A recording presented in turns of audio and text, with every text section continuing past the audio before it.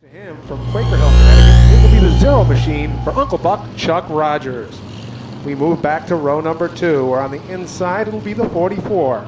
Auto, Air, and Heat, MD Auto and Lighthouse Signs, Captain Morgan's Bait and Tackle, and MT Real Estate present Josh Galvin from Gales Ferry, Connecticut.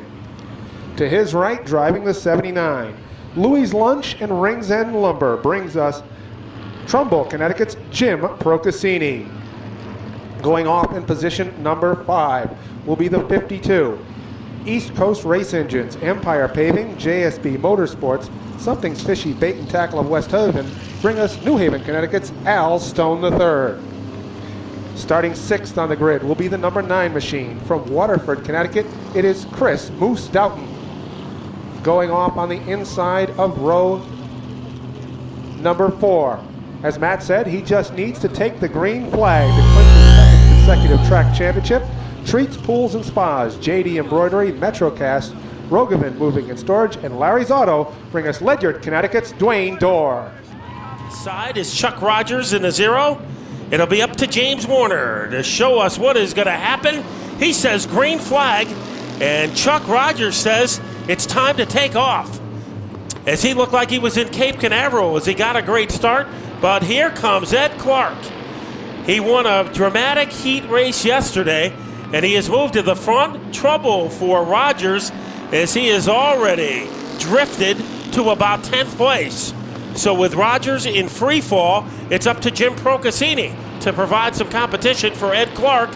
He is going to do it as he is Velcro to the side of the 8 car of Clark.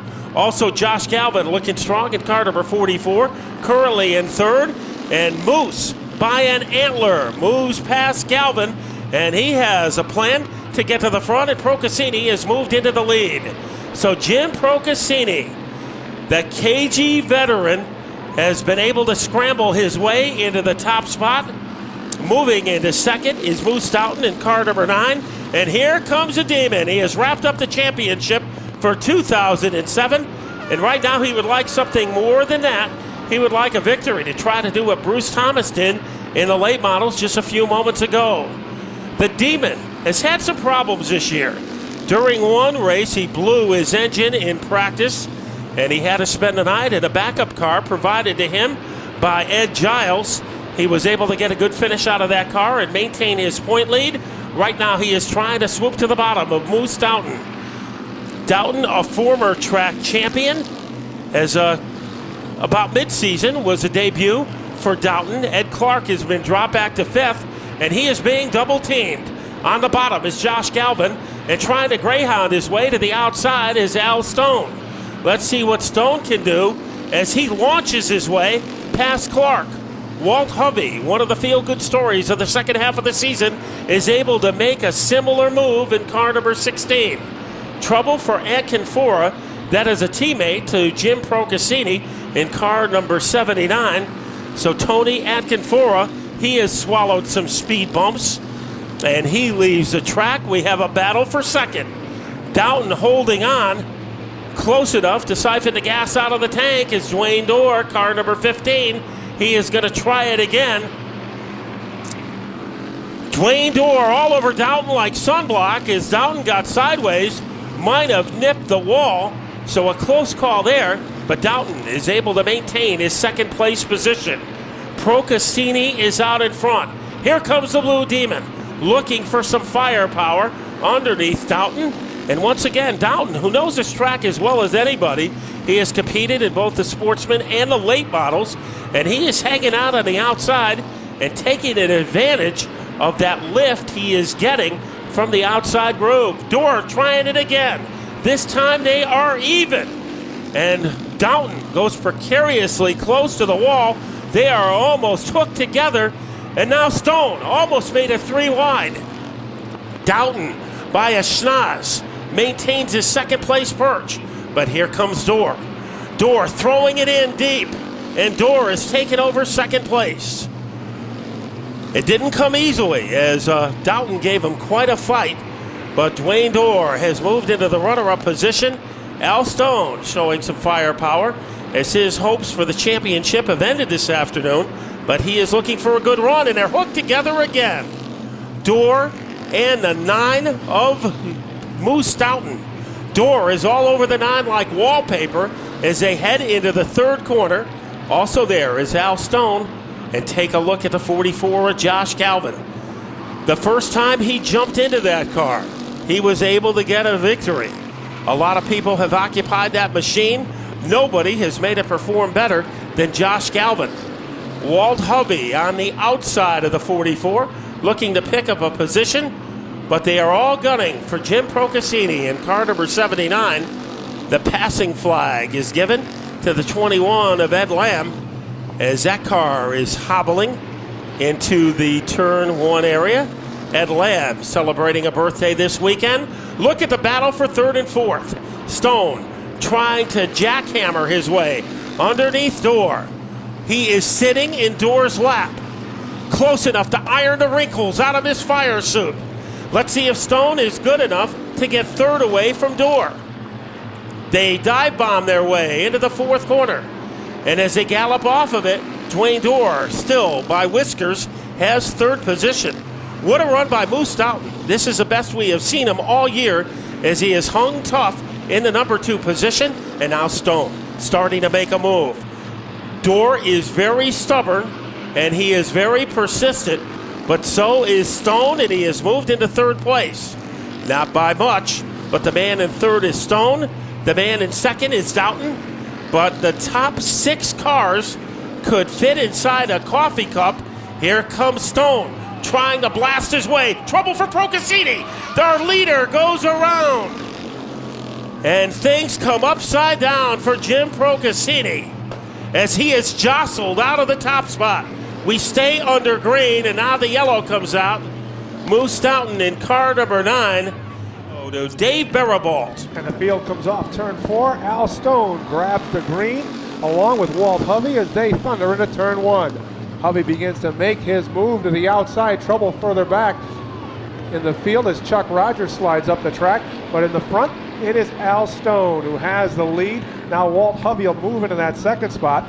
In third, we have the 8 of Ed Clark. And John Burcham battles with Jack Aquilina for the 4th spot as they go into turn number 1. Aquilina will try to slide the 11 past the 40 as they go down the backstretch. But it is the 40 who has the nose out into that position as they come off turn number 4. But Aquilina will pull even as they cross the stripe and go into turn number 1. Trailing that battle is the 43 of John Puglisi. Then we have the 68 of Mark Charette and the 90 of Norm Root. And here comes Jim Procaccini and Dwayne Door as they begin to slice their way through the field. But Al Stone has opened up a 2-car length advantage over Walt Hovey as they go into turn 1. Then it is the battle where Ed Clark holds on to the 3rd spot. Now Aquilina has got underneath Burcham. He'll move into position number 4, drop kicking Burcham to 6th. And then we have John Puglisi in the top 6. Al Stone with 2 feature wins on this season. And we're going to go to Dave Barabalt. And the field comes off turn 4, green in the air, and the field drag races into turn number 1. Walt Hovey this time is able to stay with Al Stone as they go off turn 2. Now Jack Aquilina has moved into the 3rd spot as they go into the turn number 3. Side by side, they come off turn 4. Hovey hanging on, he'll slide just a bit.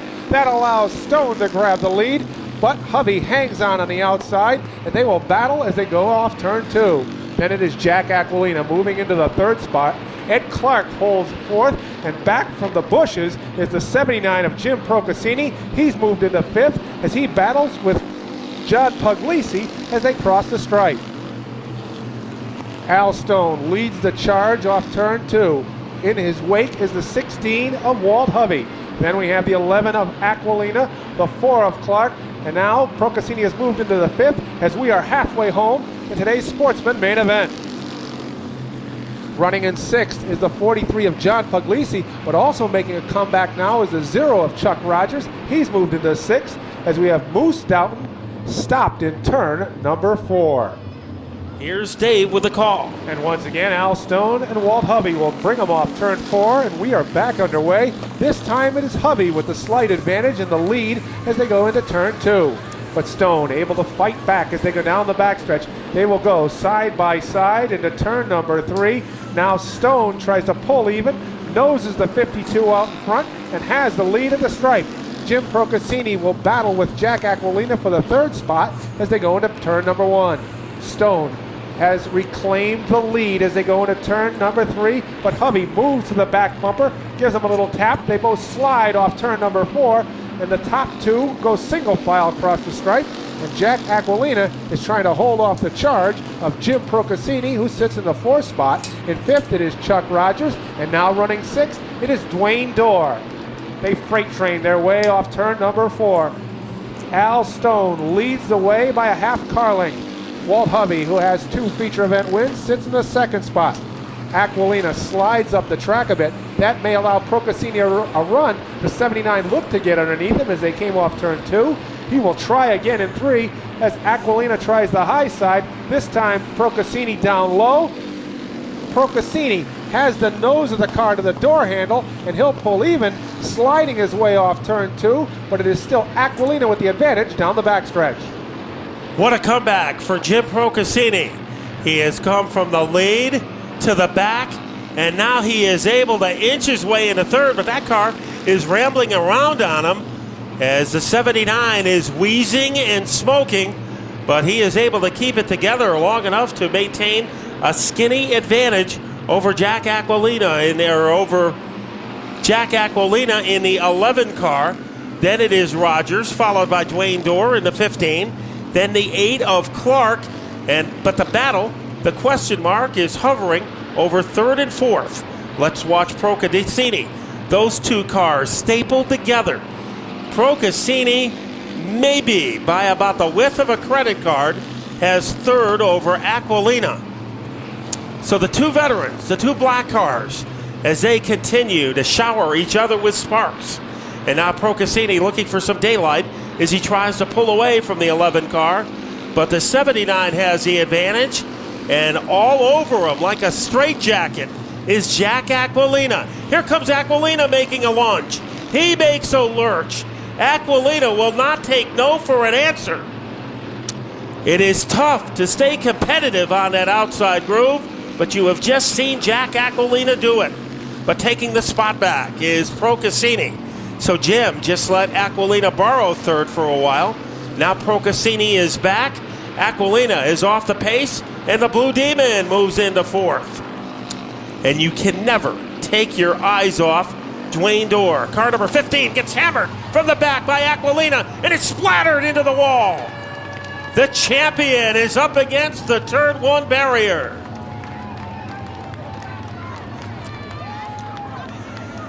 As a forearm shiver has sent Dwayne Dorr into the tinfoil in turn number 1. Dave Barabal to tell you about it. As they come off turn 4, once again, Stone and Hubby will look for the green flag, and we are underway. And shooting out to the lead is the 52 of Al Stone.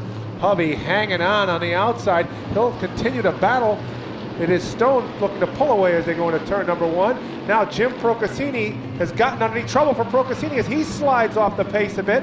Alongside of him is the 0 of Chuck Rogers. As those 2 cars side by side is Rogers by inches with the 3rd spot, but sliding off the pace now is Rogers, but he'll pull even with Procaccini as they continue to battle down the backstretch. Front of the field, it is Al Stone leading the way. Walt Hubby will try to close in on that advantage held by Stone as they go into 1, and the battle continues between Jim Procaccini and Chuck Rogers. Rogers noses the 0 machine into the 3rd spot, but tight on the inside is Procaccini. He'll try to pull even, has the leverage, the bite, he has the spot as they cross the stripe. But Rogers not going away, and that 0 car getting loose, getting up near the fence. So a bobble for Rogers, and he settles in behind the 79 car. The question, does anybody have a clue to uproot the 52 of Stone as he is widening his advantage over Walt Hovey in the 16 car? Things are getting tight a little deeper in the field. John Bertram is almost crazy glued together with Norm Wren in car number 80. Wren a little bit of an advantage, but all over him like bandages on a mummy is the 40 of Bertram. Then Puglisi is right there. He doesn't have a hood. Aquilina, who was summoned back to the rear of the field, is trying to get underneath Mark Charette. but he has a long way to go before he is able to see the 52 car of Al Stone. He is in a comfort zone. He has gashed open a pretty considerable lead over Walt Hovey, and Hovey has to worry about the arrival of Jim Procaccini in car number 79. Procaccini has had a rags to riches afternoon. Had to go to the rear of the pack after he was spun, and he is battling for second against Walt Hovey. Let's see if he can get a run as our cars smoke bomb their way into the third corner. Procaccini, not that time. Stone is able to stretch it out over the combination of Hovey and Procaccini. And Rogers, he had a magical mystery tour about 4 laps to go ago as he was close to the fence, and he is running a strong fourth. Ed Clark, there is a one-man gang in car number 8, but you'll never hear him complain about it. He is running a sturdy fifth, followed by Burcham, and then the fracas between Aquilina and Norm Root Jr. only intensifies with Puglisi right there. Stone has a lengthy lead. However, things are getting tight for second again. Hovey leaving room on the bottom for Procaccini, but if Procaccini, let's see if he can launch his way underneath the 16. Hovey gets sideways, but he is able to keep things under wraps in car number 16. Stone is in his own dimension of time and space at the front of the 50 lapper of the season. And Stone races underneath the final 2 laps. 2 laps to go as he goes into turn 1. Walt Hovey sits in the second spot. Jim Procaccini will try to close it in as we go down the backstretch. Then we have Chuck Rogers running 4th, and Ed Clark rounds out the top 5. White flag in the air for Al Stone. He has clean air in front of him for the checkered flag. The 52 goes off turn 2. Procaccini will try to fire one more shot at Walt Hovey, but Hovey strengthens his advantage in turn 3. But all eyes are on the 52 of Al Stone as he comes off turn 4, and he will take the win. Finishing in second is the 16 of Walt Hovey. Third, the 79 of Jim Procaccini. And as he pulls forward to give a little smoke show. And what a smoke show it is. Al Stone the third.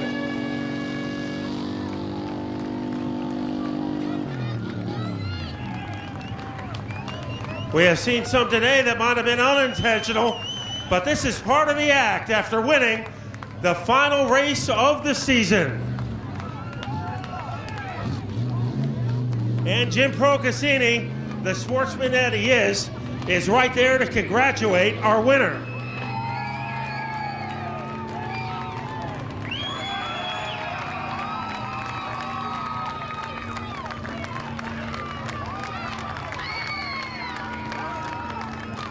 So he is able to climb on the roof. And Dwayne Dorr, after officially wrapping up his title, also produces a smoke show, plus a few donuts. That one with no hands.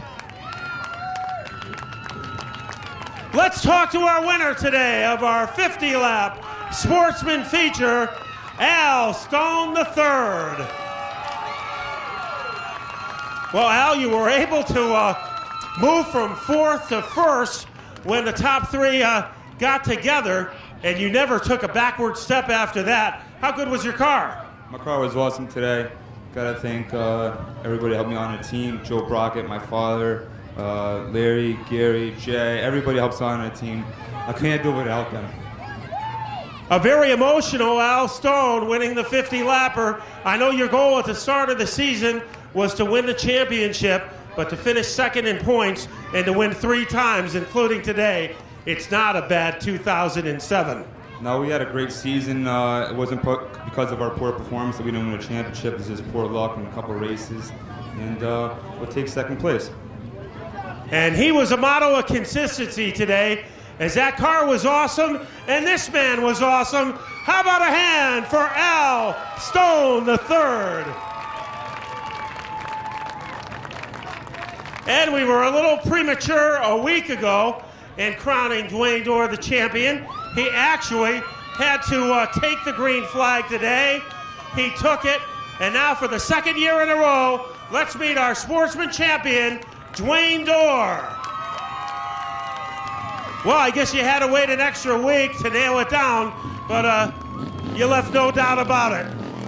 I'm pretty sure they knew I was going to get it anyway. Nice.